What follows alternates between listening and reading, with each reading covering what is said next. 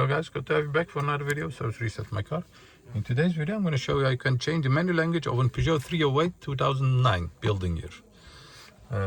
Let's start right away. As you can see, we have an English language over here. We're going to use these buttons over here. Press the menu button once, and then go to the right by pressing the arrow button to the right. Press OK. Then you'll see this menu over here, choice of language. One button, arrow down, press OK.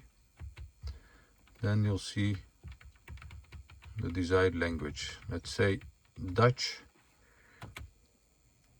Press another OK, and you'll see it went to Dutch. Go back, menu,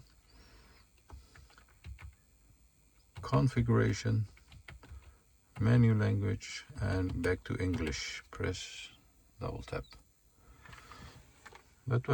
This was a video on how to change a menu language of a 308 Peugeot 2009. I hope you enjoyed it. Subscribe, help us improve our videos. Thank you, bye bye.